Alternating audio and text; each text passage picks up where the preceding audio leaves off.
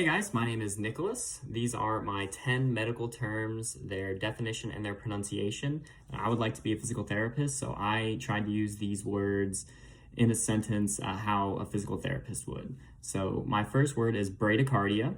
So bradycardia is defined as a slow heart rate. So to use it in a sentence, an extremely fit and active individual may have bradycardia. As long as they have no symptoms, they would be considered healthy.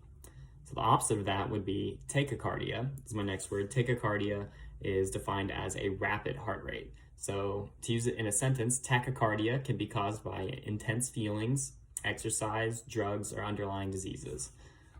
My next word is myasthenia. So myasthenia is a condition causing abnormal weaknesses of certain muscles. So to use it in a sentence, those with myasthenia gravis should wait until the disease has stabilized before beginning an exercise program. My next word is hypoxia.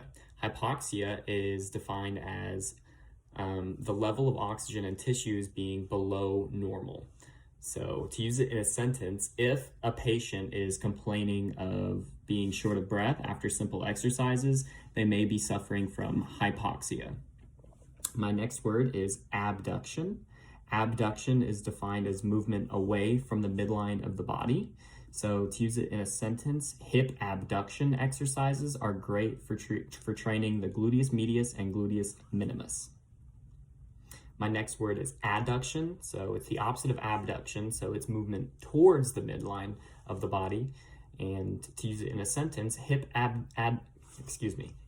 adduction exercises pull the thighs together, and they are great for improving stability and preventing hip pain. My next word is dislocation. So it's an injury occurring when the normal position of a bone is disturbed. So to use it in a sentence, after a dislocation, one may require the bone be put back into place or even surgery. After these corrective procedures, rehabilitation can begin to improve strength and range of motion. Kind of two sentences there, but I think that's all right. My next word is prenatal. So prenatal is defined as pertaining to before birth.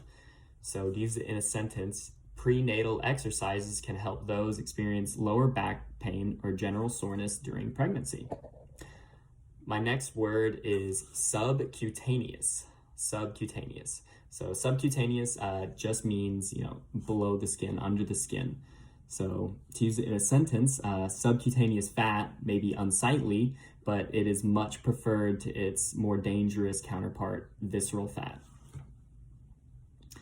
Moving on, my 10th and final word is neuropathy. So neuropathy is a disease of the nerves. So to use it in a sentence, symptoms of neuropathy such as numbness should not be taken lightly when mentioned by a patient. All right, well, thank you all so much for listening to my words and definitions. My pronunciation is pretty terrible. I have difficulty pronouncing any word, especially these words, but I hope this helps out. All right, y'all have a good night. Thank you.